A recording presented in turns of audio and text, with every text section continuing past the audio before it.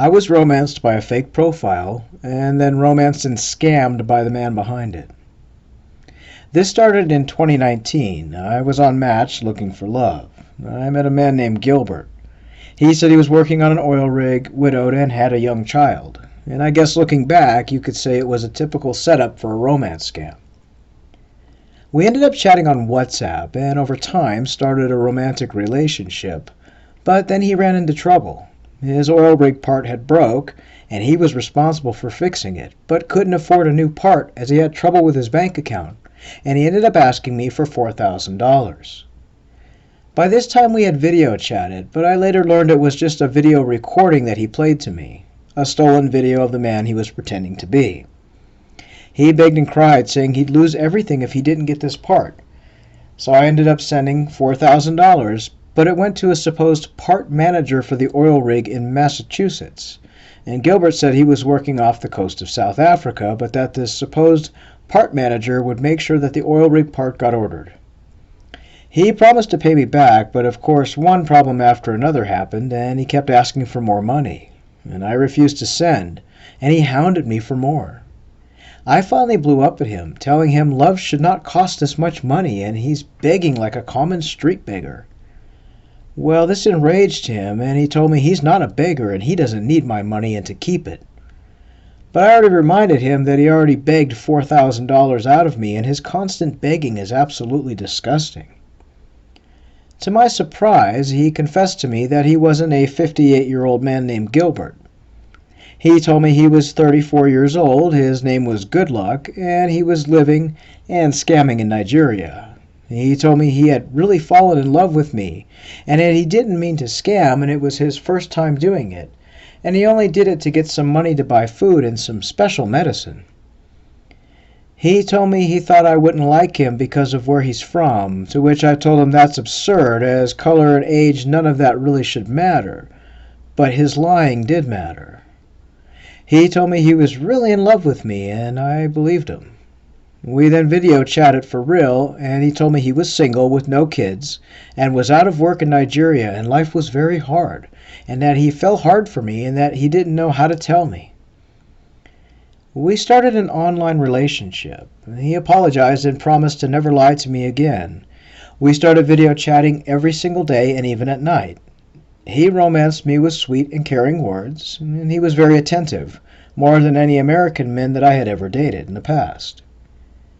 He said he wanted to come to America to be with me, and honestly, I wanted to be with him. I felt very uneasy about visiting someone in Nigeria, so he told me that he could apply for his visa to come see me, but it would cost $5,000 to process it and get his passport. I trusted him as we had video chatted. He'd confessed, and he had no reason to lie to me now. I didn't think scammers confessed, so I thought maybe he was different and he really did love me. I ended up taking a loan out against my house and sending him $5,000 via a wire deposit to an account in Lagos. He sent me documents, which I later found out were fake, of his so-called visa application and passport receipt showing he paid for it. When I asked him about social media, he said he didn't have one, and it wasn't safe for Nigerians to have social media and friend Westerners, and I took him at his word. He gave me his Nigerian phone number, and I thought he was being open and honest. He said the visa and passport could take a few months, so we continued chatting, falling in love, and I fell in love with this once criminal turned honest man. He would often tell me his phone was about to be shut off, so I would send money for his phone monthly and send him money for food, as he said he was always so hungry. In total, I sent nearly $10,000 for various things he said he needed, including money to file additional documents for his visa. He then told me the Nigerian government is going to require $15,000 as a down payment for his good faith to return home to Nigeria after his visit. That they will hold the money until he returns from visiting me, as he says many try and escape once they leave Nigeria.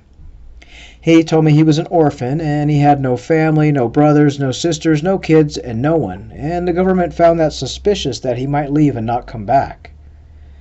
Since I had taken a loan against my house, I ended up sending him $15,000. He said he was going to meet me at the airport in 2 weeks and even sent me a flight ticket, to which I found out later was fake. The day before his flight, he claimed he had fallen ill.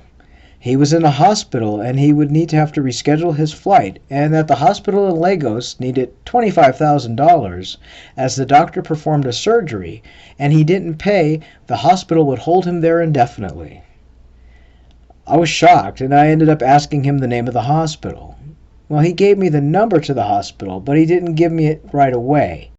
I did find a hospital near his home and called them directly as well, to which they had no information, and the lady informed me that they do not hold a person ransom if they don't pay. The lady I spoke to at the hospital suggested I contact my local police, as she feels I might have been caught up in some sort of scam. And the name of the doctor that he had given me didn't exist, and didn't do any surgery either. I ended up blasting him in text, and he blocked me. I then took my information to the police, to which they told me there was nothing that they could do other than file a report, and gave me a report number and a bit of a scolding for sending money to people I really weren't sure who they were. I contacted the EFCC in Nigeria, to which I never heard a reply. And I started to play detective, which I should have done in the first place. His phone number led me to the Facebook profile of his real profile, the one he said he didn't have. The number he gave me to call this so-called hospital led me to the profile of a woman. When I clicked on her profile, I found out that it was his wife, that he is married with 4 children. I was sick and disgusted. I messaged them both on Facebook, but they both blocked me. This man was not only lying with a fake profile, he lied when he confessed, lied during our entire relationship, and had a wife and 4 kids. I feel stupid. When a scammer confesses, remember, he's still a scammer, and these guys use sweet words and BS to make you fall for them. I'm now working 2 jobs to pay back the loan I took against my house, and I'm disgusted. Since this encounter, I get tons of friend requests from both fakes and what I think are friends of this real-life scammer. Be warned, they confess and keep lying. We'd like to thank this lady for sharing her story. If you'd like to share a story of an encounter you had with a scammer, be it one using a fake profile or a real scammer using his real name and information, feel free to inbox us on Facebook under the page Scamming Scammers Action, or you can drop us an email, scammingscammers@gmail.com. We will verify your story and make it into a video. Stay safe.